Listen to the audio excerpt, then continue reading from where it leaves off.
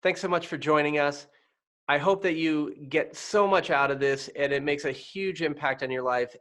And also that you have as much fun watching it as Dr. Roseann and I did recording it. Enjoy the episode. Hey, Dr. Roseann, awesome to see you. How's it going? Hi, Tom. How are you? Always good. You and I, we're always positive. That's right. And yeah, so guys, you're in for a good one today. Dr. Rowe and I are good friends, and we always have a blast and try to look at things a little bit differently. So, um, yeah, Roseann, I mean, there's so many things we could talk about, and there's so many things that we've worked on together. I mean, in my practice, I've seen some of my toughest cases really need sort of another sort of tool in the toolbox and another viewpoint, and that's where we work together a lot. So I was hoping you could tell people kind of a little bit about your background and then a little bit about sort of what's been going on recently in your practice with the whole COVID thing going down.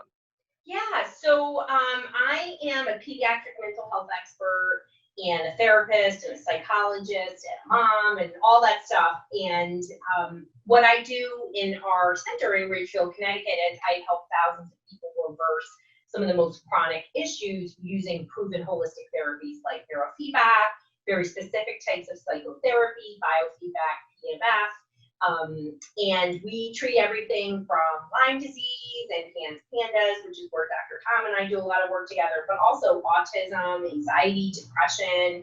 We work a lot with failure to launch kids, which is this whole group of young adults, 18 and up, who sort of are stuck. They typically have a mental health related issue that sort of has been bubbling the whole time, and then they kind of freeze when they try to enter adulthood.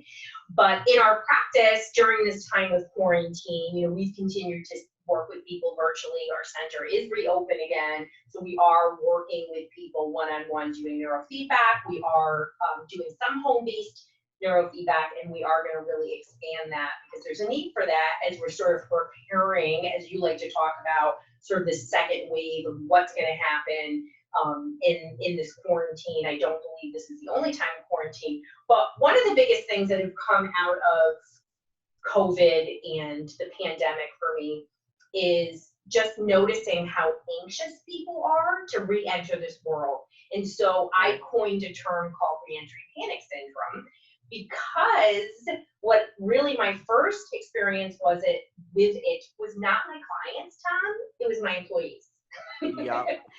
And I was surprised, being a mental health professional, for always planning and thinking in advance. Some of my employees who never had any sort of level of anxiety literally were panicked about the idea of coming back to work. And as that started happening, I just heard it more and more and more.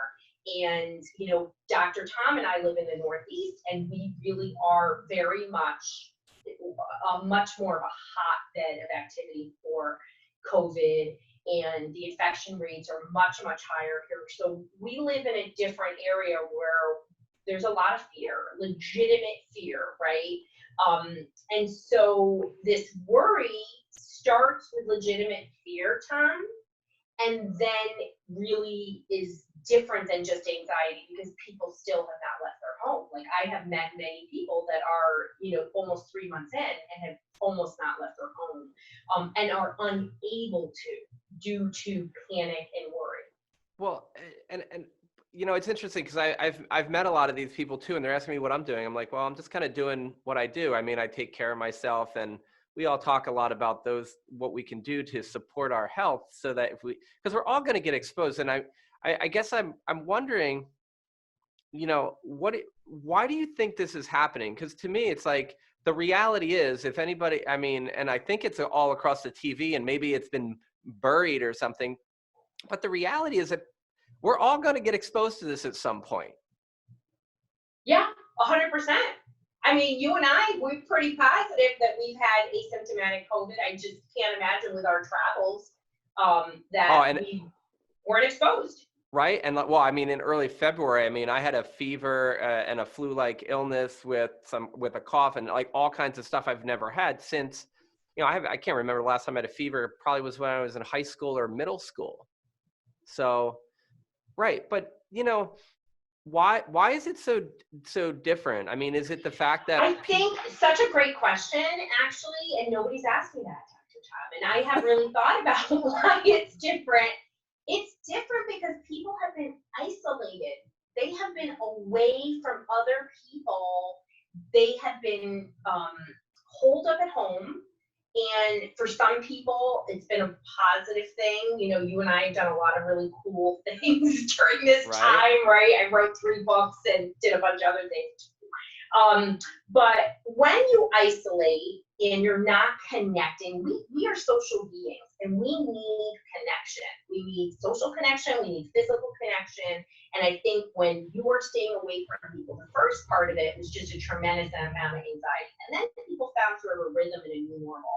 And then what I saw was the effects of isolation, and that there was some level of depression and whatnot. So for a lot of reasons, and I've seen scenarios with reentry panic syndrome where there's valid concern that there's somebody in their home that is extremely high risk. So they don't want to be the person bringing the illness into a high risk person. But the majority of the anxiety, the cases of anxiety with reentry panic syndrome are people where that's not the case. And so that social isolation builds fear. And so, you know, what I talked about in our reps protocol is to approach it very slowly and to expose yourself, right? So you've been inside for months, and truly, like we said, we've met people where they really have not gone anywhere. They're getting grocery deliveries. They've never left their home. And what does that do? That isolation builds the fear, the anxiety. They need to take a step to get out, right? And do something that they're most comfortable with. It's going to be uncomfortable. It's going to be uncomfortable, but you have to start somewhere and then test the waters, right? Well, and so, go ahead. I was just going to say, though, you know, one of the things that comes up over and over, and there's a lot of stuff with, you know, the Black Lives Matter movement right now, and like how it's just, you know, we've got this medical misinformation out there. We've got racism coming to the forefront of our conversations. And all of these are things that need to be addressed, but we have to be, it feels like we have to become comfortable with being uncomfortable. And one of the things I've learned through this whole thing is I've been trying through COVID to share my message. And I know you're like this, is that you want to give as much as you can to help others around you.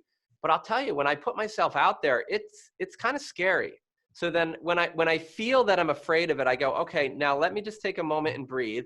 And let me see if is it a right action? Is it something that's I believe is good to do? And if it is, that and I'm still afraid of it, I'm going to lean into it. And I think that you have a great barometer. And so it sounds like we know that we can go out in certain situations. We have good objective evidence, and then we have that other piece that you're talking about where you have that fear that's not really based on real evidence; it's false evidence. You know, and your body is experiencing stress, right? So we have our own cognitive component where, you know, people experience looping thoughts and worry, and there's people that still have, you know, just truly a worry about infection. I think some people are just feeling the anxiety and don't even know why they're feeling anxiety, and that's why there's a lot of panic attacks. People are experiencing at a higher rate, and panic attacks are just your body's way of saying, hello, I got something going on and I don't like it and I need you to support me, not with medication, but with actually therapy and different things to calm the nervous system down. So, you know, we have to pay attention to the signals, right? And you are so right. Nobody in our country likes to feel uncomfortable, but these emotions are important, and they are signals, right, that our body experiences some level of uncomfortableness, because it's an alert system. It doesn't even shut it down. It means you pay attention to it, you experience it, you deal with it, and you move on. You have to learn the lessons. If you keep shoving things down with some Xanax, it's going to come out in another way. And that's, I think, the hard part. So many people wind up coming to us in Tom. You know, we deal with people with chronic disease states, and, you know, their treatment failures often. They tried so many other things, you know, we have so many crossover patients with infectious disease. And, you know, why do we work together? Because the mental health component often is a barrier, whether it's emotional trauma or just high levels of anxiety, your nervous system can't respond the way that it's supposed to. And that is so critical in any form of healing, whether it's healing from disease, physical disease, or mental health. Well, it's interesting because as you've been talking about the reentry panic syndrome, and then even just what you just said, the thing that really strikes me is that a lot of our chronic Lyme patients, our chronic Bartonella patients, our patients with mold exposure, pandas who can't seem to get better. And this is like you were saying, this is probably one of the reasons we work so well together is they become isolated. And so a lot of us are talking about this isolation as if, oh, the person, they've become their disease and they've decided that like this is part of their identity. But I think it's for a lot of people, some people go that route, but a lot of people, it's their only like protection. And it's like COVID. It's like, I'm afraid to take that next step because every time I've done it in the past, it's been uncertain or it's been fearful or I've had a bad outcome. So it's almost like people with chronic Lyme and chronic Bartonella have, reentry panic syndrome. Yeah. Well, and I mean, also too, I mean, there's so many layers to people with infectious disease from, I was talking to somebody a week ago on how, they have provider PTSD, so if I'm like, I need to go and do this, they're like, oh my gosh, every time I've gone, I've had a hard time. So, we store things that prevent us, right, from moving forward. And so, with reentry panic syndrome, and I mean, it's just surprise, every feeling is valid. And I want to say, like, if somebody's feeling anxious about coming back in the world, that's okay. It's not okay when it prevents you from returning to a job or, doing things in life that you're supposed to be doing, or it's really making you feel so uncomfortable that it's interfering with your daily function, even in quarantine, right? But the world is reopening, and you are right. We're all going to be infected in some way, shape, or form. And that unknown part, I think, is another reason that we're feeling such a level of anxiety, because we know one of the best ways to manage uncomfortable feelings is to have a level of control, right? Yes. So we can't control if we're getting the infection per se, but there's a lot of things we can do to control, to prepare for it. Right. And that is so critical, because you and I are always talking about the platform to healing. I talk about the eight pillars in my new book, It's Going to Be Okay, nice. In my course, but it's the same. There's a certain foundation, and if you take care of yourself, including stress, right, that you're going to be way more prepared for anything in life. Yeah, and I think that's the important part here is like how so much of how we get better is what we choose to do with what we have control over. And like I've asked a lot of people, I say, well, are you afraid of getting influenza? And there has not been one person who says, yes, I'm afraid of getting influenza.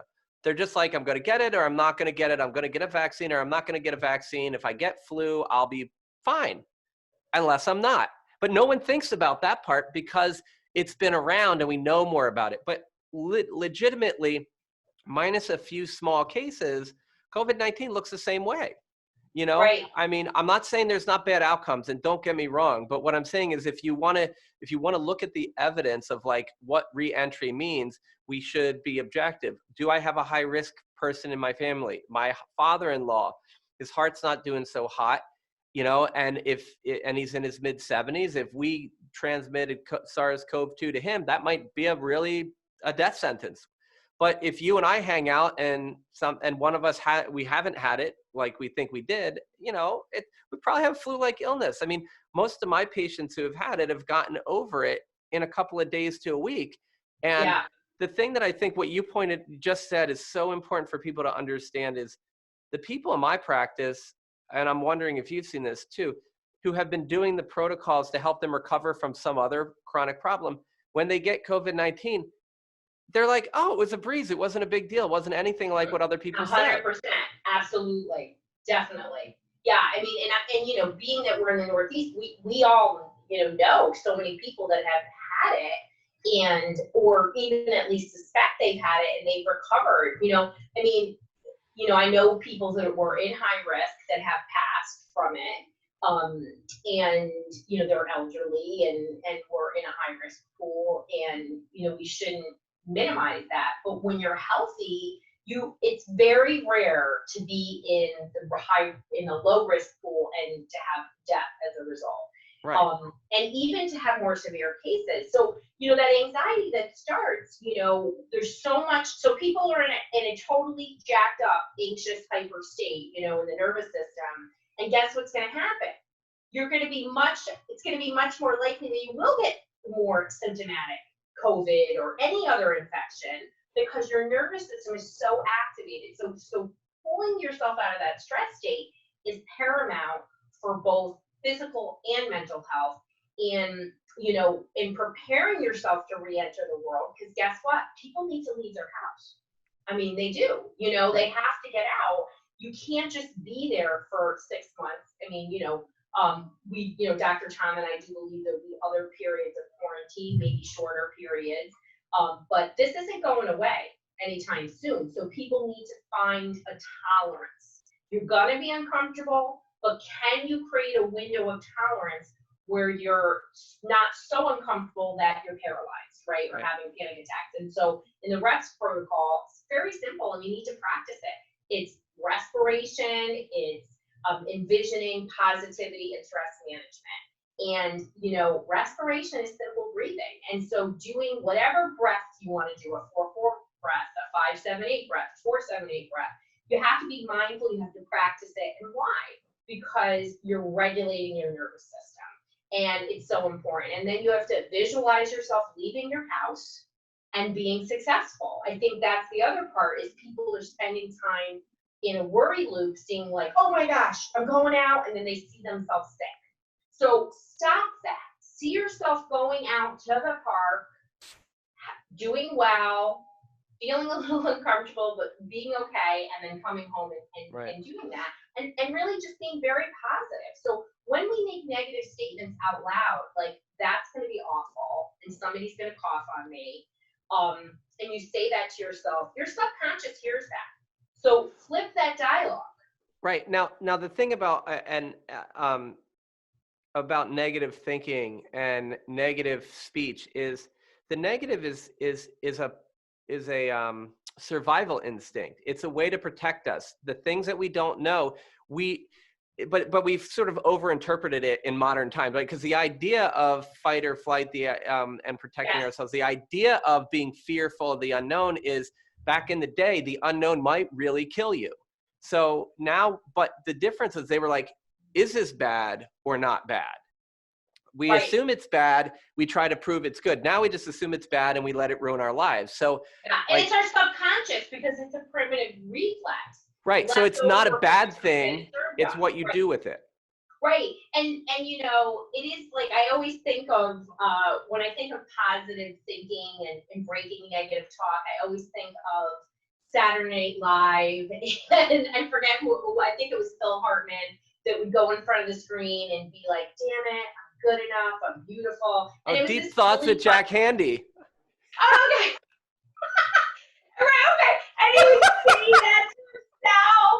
And, and anybody who knows me, I just declare stuff all the time. Like, I'm like, this is what's happening.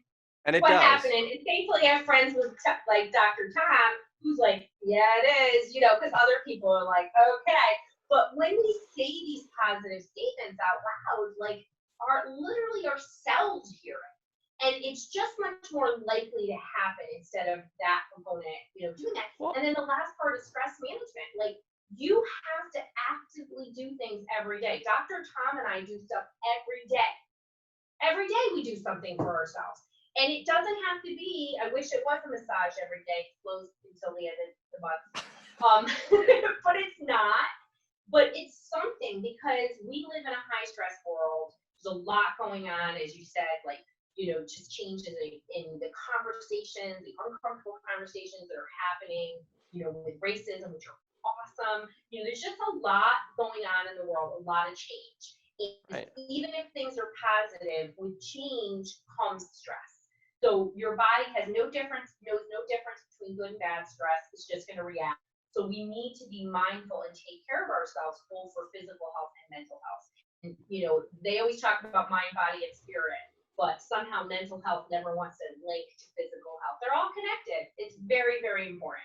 You can't separate them, you know, and it's interesting too with the, you know, the way you're talking about positivity and envisioning is one of the things that is interesting is that people who are around you, like, it's infectious because you're like, you know, like just even, you know, as we through our careers and our relationship have talked more, I'm like, wait, I can do that too. So a lot of the things that I've had inside of me that I've wanted to achieve and I've been about ready to go for, it's infectious when you're around people. The people around you influence you more than you know. So parents, even when your kids are acting like they're not paying attention, they really are. You have so much They're influence over them, paying attention all the time, Todd. right? Dude, and Ro, like the other thing is the people you surround yourself with. So one of the things that I just really felt compelled to say when you were talking about that is find yourself support that's you know, allowing you to achieve your goal in whatever it is. And if it's getting out of the house, that's where Dr. Roseann and all of her programs are helpful, because it's like you need to have people around you who are saying yes, it's possible, and not just what we see on the news, you know. And it's so easy to pick up my phone in the morning and go for the breaking news. The reason the breaking news is almost always negative is because that's the thing our brain clicks onto. But what you're saying is we have the ability to make a shift and choose what we focus on. And you have to be intentful about it. Like, these things just don't happen, right? So, you know, I definitely was raised by people who didn't put limits on me. And you hang out with me, I don't really know there's limits on anything, right? I'm like, what do you mean you can't do that? You know, okay, algebra, I stop at, can't do that. I try my best at that. Parallel parking is never going to happen for me. But it's okay. I'm okay with that. Nobody has to be perfect. You should never have perfection. You know, that's just not attainable. But, you know, it is really powerful. You know, I always use the analogy of like a sports person, you know, somebody who's an athlete, they don't walk in there. We know athletes, it's about mindset and ability. Why isn't it the same for us with health or relationships or jobs? It's the same. And all the successful people in the world visualize and spend time, you know, seeing the positive, talking positively to themselves, you know, and you're so right. I mean, our kids pick up everything, right? And, you know, my little guy is dyslexic, and, you know, it's a gift, right? Dyslexia is absolutely a gift. It's so creative. Oh, for sure. And every once in a while, I hear little negative little pop-ups from him. And you know, even though his dad and I are super positive and we just talk like that all the time because that's just who we are, you know, you have to practice it and reinforce it. So when I catch him being negative and saying things, I address it and talk to him about it and find out, why are you feeling like that? Is there some things that he can do? Because I want to empower him to make that change, but also to validate, okay, this was hard for you. Maybe we need to be reading more or whatever it is, right? You know, those challenges or whatever. I just noticed he's a little more sensitive with things that he doesn't do well some of the times, not all the time. He's not as sensitive. He's not a kid that's easily upset. So when he is, I have to stop, right? But role modeling, you know, we are not perfect parents. We should never expect ourselves to be perfect parents, but shifting and being very intentful about using positive language is absolutely such a definer for children. And you can break generational negativity, right? Like, so many of us, Dr. Tom and I were in a workshop about abundance and money, right? And everyone learns their money habits from their parents, right? And a lot of people have fear-based beliefs about, you know, money, parenting, just relationships, anything. You pass that down. So it is absolutely breakable, and there's a way to do that. And yes, you know, a lot of this work can be done on your own, and for sure, always do as much as you can on your own. But you're right, some people are stuck and they need clinical care. And that's what we do, and we're happy to do it. And what makes us very different, you know, we just take a very different approach to mental health. Yeah, that's for sure. And I mean, I've certainly had the pleasure, and I'm so grateful that you've been able to help me on some of the really stuck people, because a lot of people think, like you're saying, the body, mind, and spirit. There are three words that, are necessary to break apart a unity. And the reason it's necessary is so we can talk about it and we can study it and we can get better at it. But in the end, we have to remember to put it back together. One of the Yeah. things too, as a parent, though, I think is so critical is that I, like you, I'm not perfect. So when I'm not perfect, I take a deep breath, and that deep breath may happen an hour later, 5 minutes later, or maybe even a day or two later. And then I actually talk to my kid about it, and I try to model the fact that I can own up to my not perfection and say, this is what I was feeling. How did this make you feel? Okay, now this is what I'm doing to change it. And then it's like amazing how it all changes. And so I just think it's so important to understand that it's not about So being important. perfect. So important.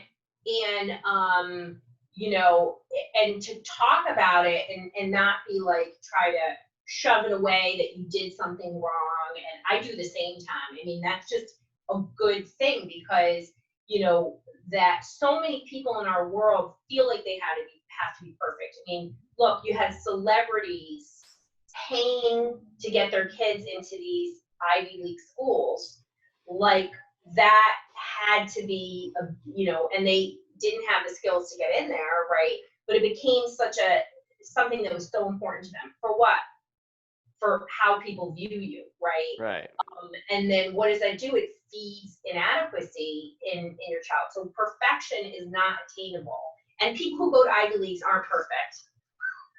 But God bless you if you get in. I'm gonna plead the fifth on that. So I'm one. not knocking you or whatever, but you know, just know most CEOs actually didn't finish school or went to state schools. Just saying.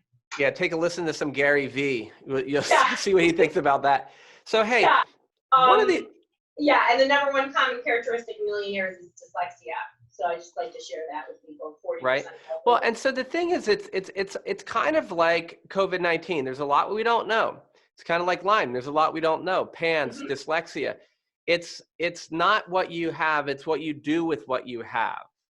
And taking that moment and being in that moment and making the best out of it, right? And you know, some people are born a glass half empty and some people are born a glass half full. I mean, I see it all the time. I see it in my own kids. If we have a propensity, right? And like you said, our brain is to focus on novel, negative things that's what it's designed to do, leftover primitive caveman. Exactly. So, but with intention, we can break that. So even if you or your child is more of like, that's not that catastrophe, I call it catastrophizers, like they always think the worst or whatnot, you can unwind that. And it's that daily, you know, practice. And for some people, you know, we use all these awesome tools like neurofeedback and biofeedback and PMF. And why? Because some people's nervous system are so clinically jacked up, as I like to say, there's such a hyperactive state that they're always going in fight, flight, or freeze. Always, boom, boom. And the more you live in this hyper state, the more you react to everything. So we use those tools to bring people down so that they can actually use their rational thought, take moments, put the brakes on, whether, you know, and this is things like when adults do this for themselves, they're doing it obviously for themselves, but they're also doing this to break those patterns for their children, right? So many parents come to me because they're bringing their kid in, they're like, hey, my kid's a lot easier and pays attention, and then they realize this is me. I need to do this for myself. I wish more parents did things for themselves, even if it was as a motivator to be a better role model and managing stress from their kids. Well, yeah, and I mean, I think that, like, you know, you mentioned kind of like break family habits and stuff, and on the podcast I talk a lot with different people about epigenetics and how the things that I'm doing can actually not only change my current life and change the future, but can actually make changes in the energetics of the emotions from the past. And like, you know, one of the things I talk a ton about is like my dad and his family had their things, right? And you know, he died a couple years back, and our you know, the struggle was real, so to speak. Like throughout our relationship, it was so hard, and we thankfully before the end things kind of got on a good even keel. But man, there were years of just hell.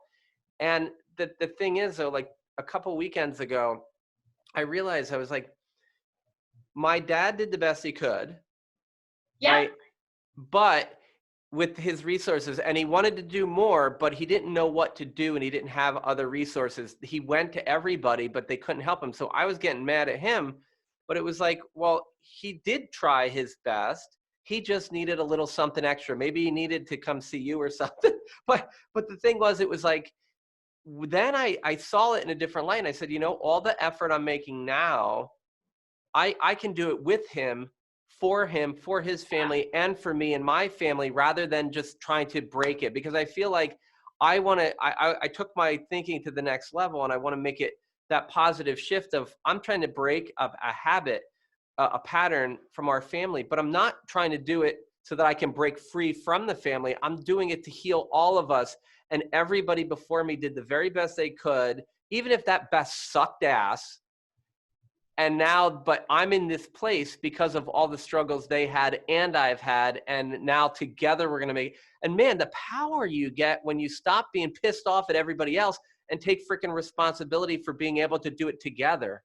I mean, that's just a really beautiful way to look at it, because when we let those feelings like be our chains, right? Because we're pissed that, your dad, your mom, your aunt, whatever, did whatever. And instead to just say, this is who they are, they're doing the best they can. And then, I'm all about setting boundaries in relationships. So having boundaries. That's how we got back on the right track too, is I did that. Right. That's what you need to do. Yeah. And just because you're blood, I'm telling you this as an Italian woman, does not mean you get to have a relationship either. So, right.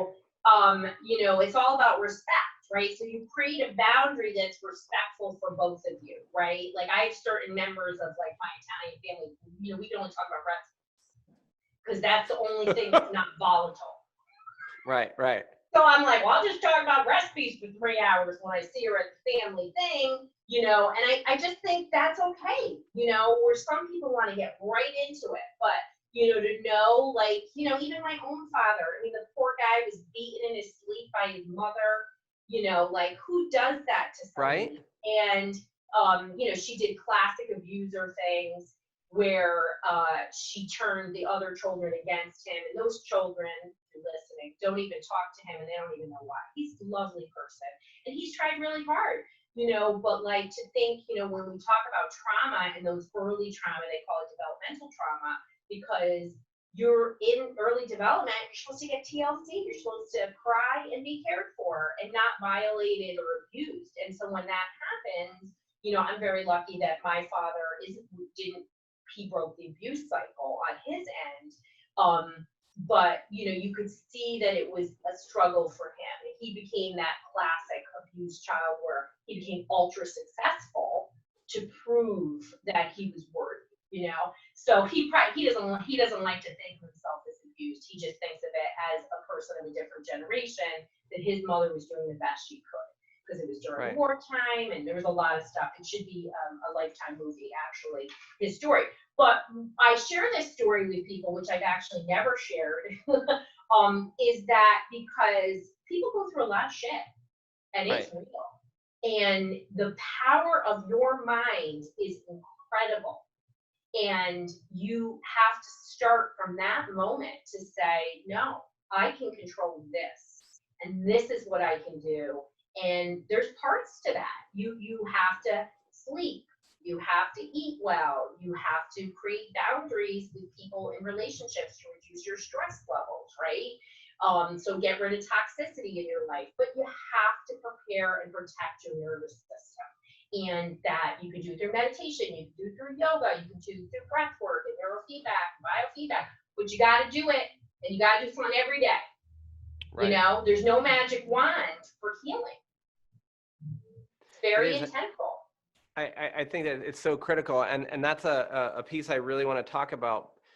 And I also, though, have this question in my head. I'm like, how did you, like, because the thing is, I think that, story is so important. Like, everybody's like, that I talked to is like, everything in my life changed. I was able to make a much bigger impact on the world. I helped more people. I had more friends. I felt better about myself.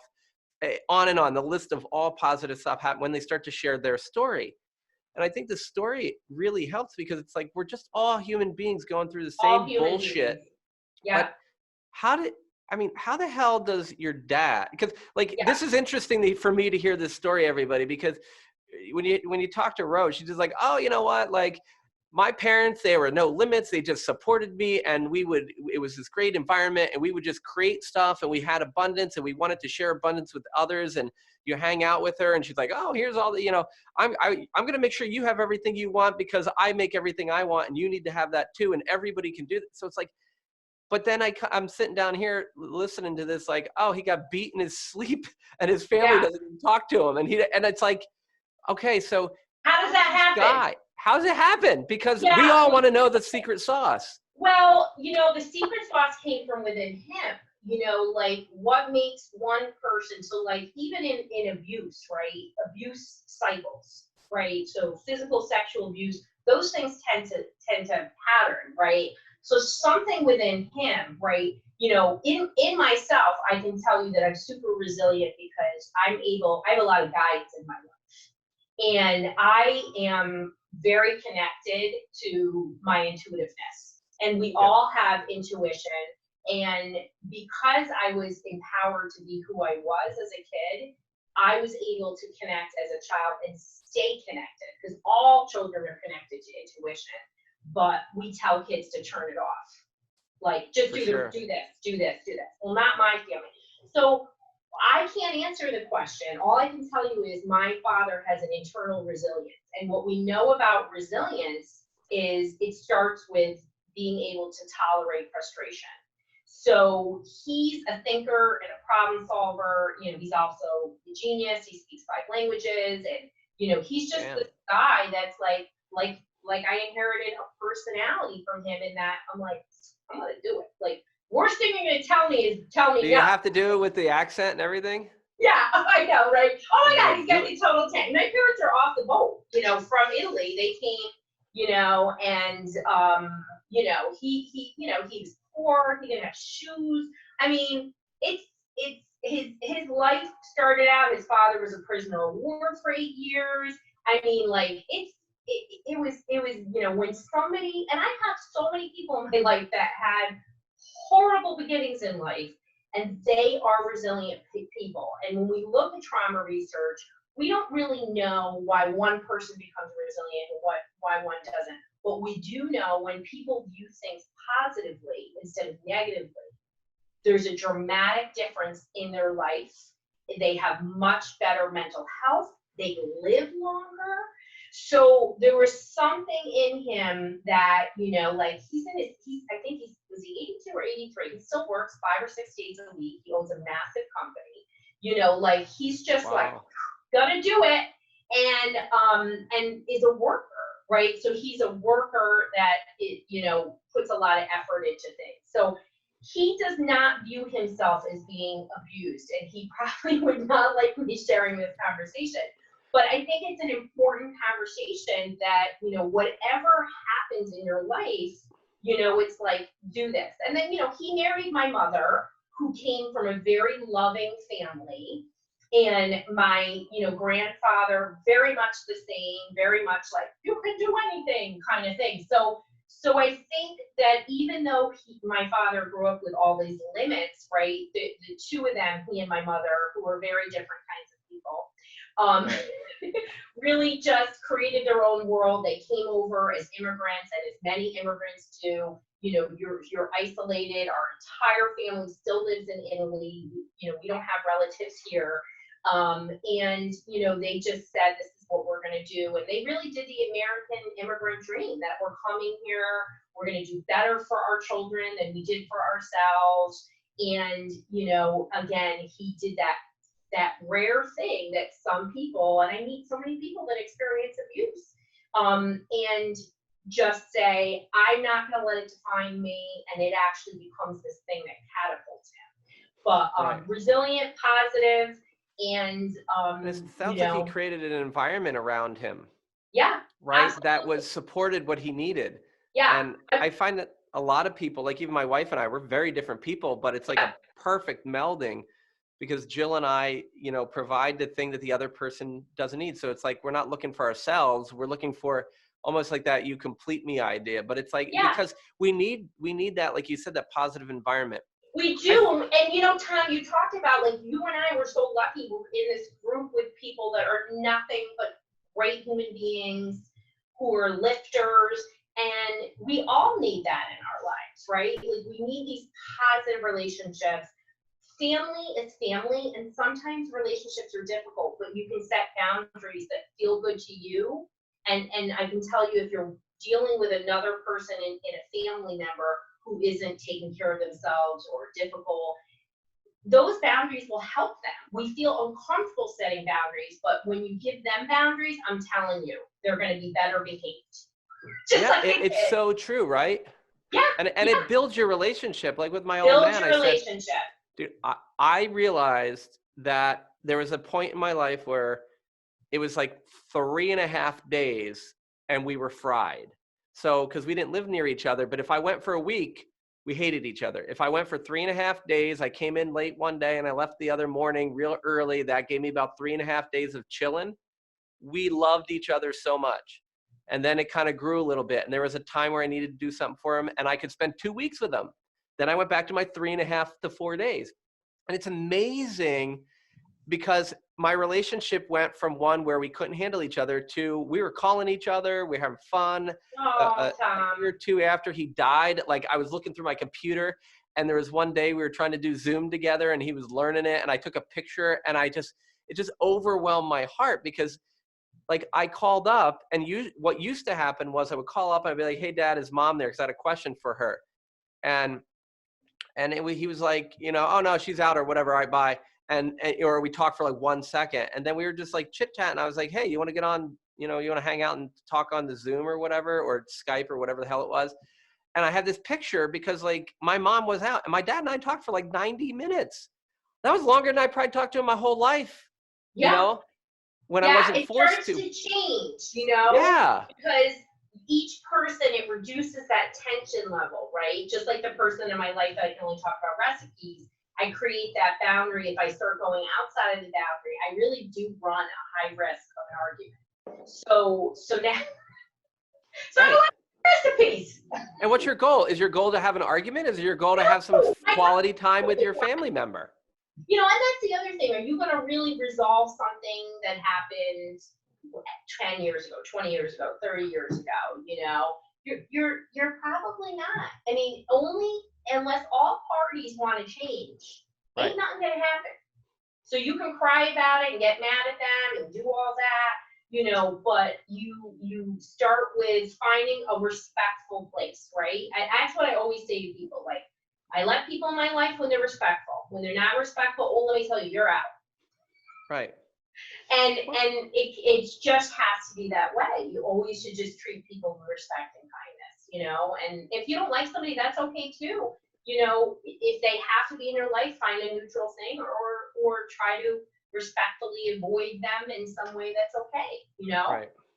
Well, it is. It's just, we do need to create those boundaries that give us permission to, I mean, there's a whole like little saying like you're only, in relationships, you only stay with somebody till about like either this close to abusing you as much as you abuse yourself. And it's like, what's really interesting is you start putting boundaries. It's hard to put boundaries on other people because we don't put boundaries on ourselves. We don't say, "No, Tom, you can't talk.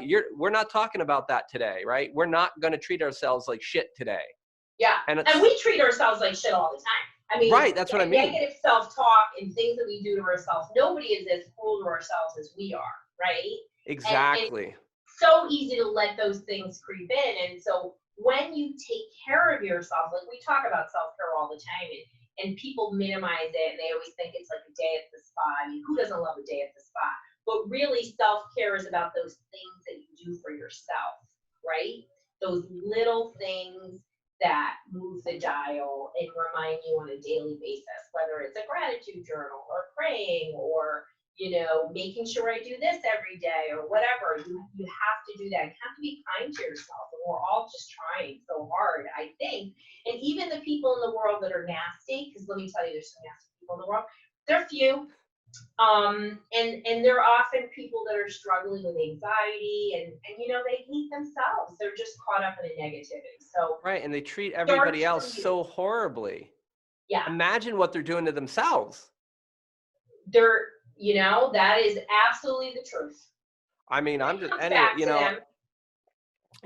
and so I always tell parents and spouses and friends, you got to take care of you first. That is not being conceited. That is taking, I mean, I want to, if I want to give 110% or more or whatever, 100% to my daughter or to my wife, I can only do that if I first know how to do that for me. It's impossible for me to take care of somebody else, right? 100%. 100%. And if you're not balanced and grounded, you're going to attract more people that are not balanced and grounded. It's just the law of physics and all that stuff. No You're going kidding. to attract, right? Like attracts like. So one of the things that I find is like, and I want to see if you give us some practical tips, because it's great for us to talk about self-care and put ourselves for all this stuff. Yeah.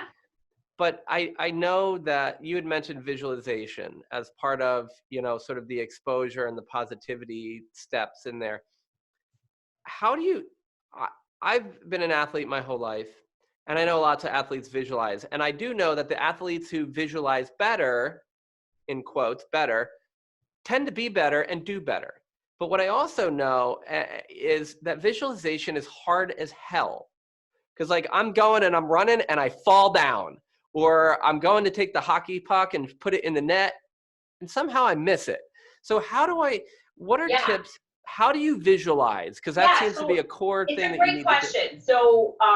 So first of all, you have to be intentfully, take the intent and actually do it a little bit every day. So it can be anything. So I'm just going to use the example of my I have 3 books, but one is a big book, and how I did it, and how I did it really fast because all my It's friends kind are of so mind great at blowing. it. So this is a good one. Yeah. Yeah.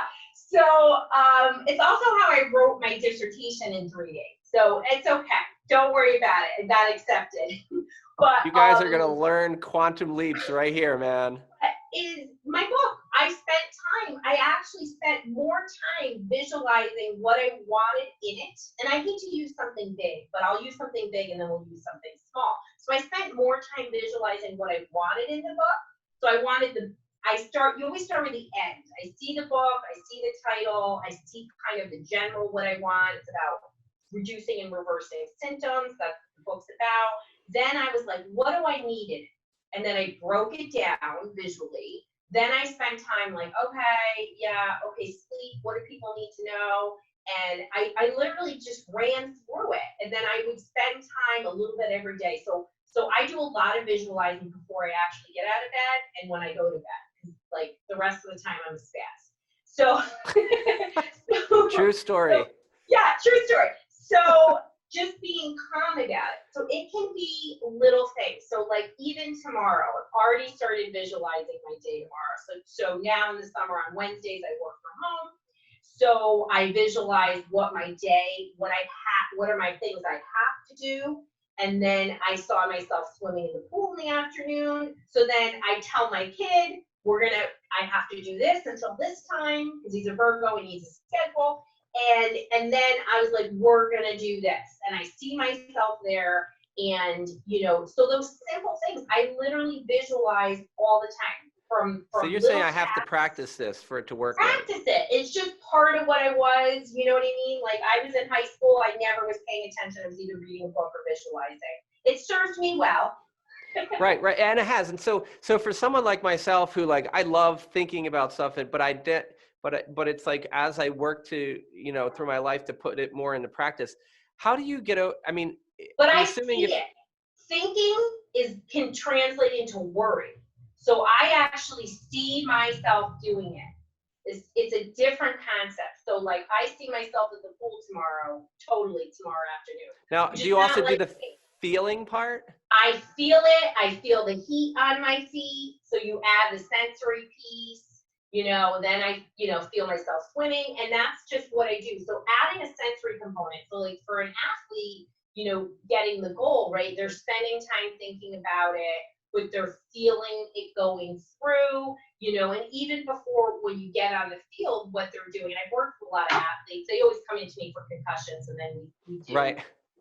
peak performance. And then performance enhancement. Yeah, then we do performance stuff. I do a lot of stuff with executives too, which is really always super fun. They always come in for their ADD kid or something, and then I'm like, they want to know how I. And the other reason I process fast, let's be honest, paleo, and I've done like 800 sessions of neuro, So, but you have to take that moment right before the action, and again, see the outcome, feel the outcome, right? So there's a different component because we can slip into a worry pattern. So even me talking about the chapters in my book, I actually see the title. I don't think about, oh, it has to have this. Like, I just keep visualizing, and I see a lot of images. So what if I make a mistake?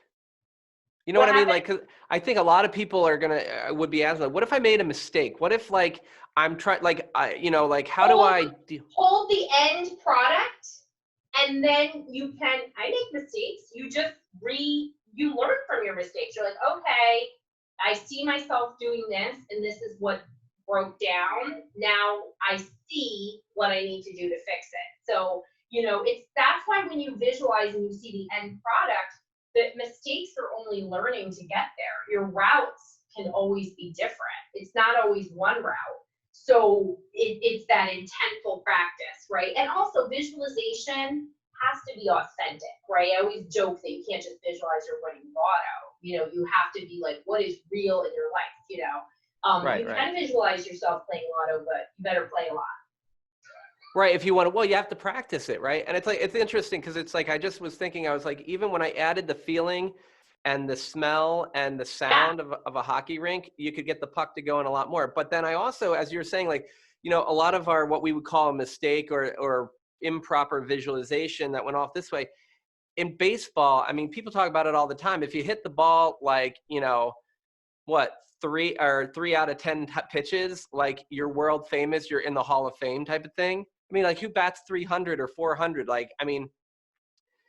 I think that if you're successful that commonly, and some of the biggest entrepreneurs, the biggest companies in the whole world, they fail 9 times and they hit it out of the park once.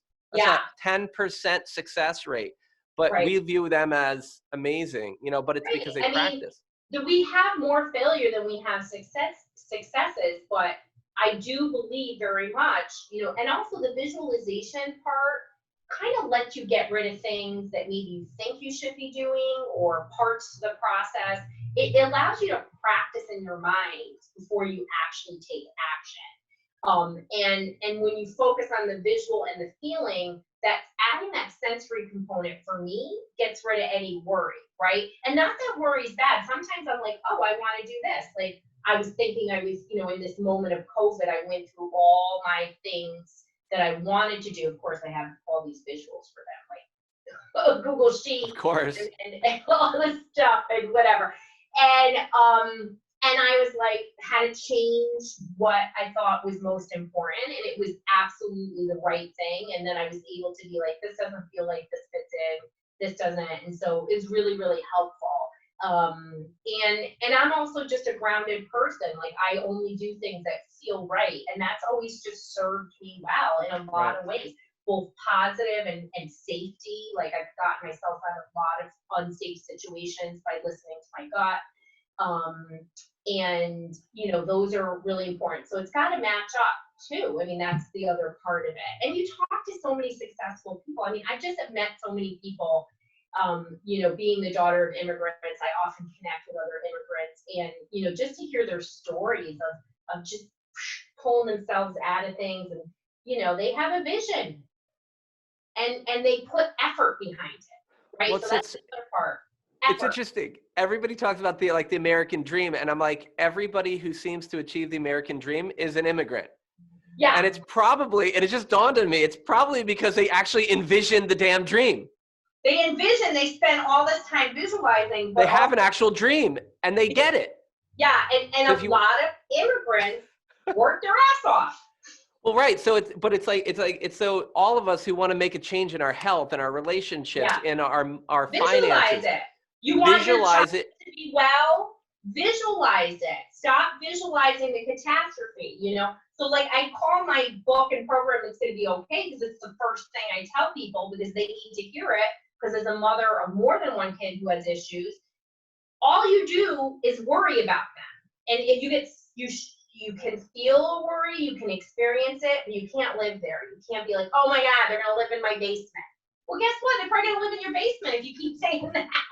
You Right. know, so change it. And if they're really difficult kids, which I get on a lot of levels, then you have to do more of the visualizing on a day-to-day basis and spend it more on the day, see the overall outcome being positive, but maybe you need to do more of that individual work. Right.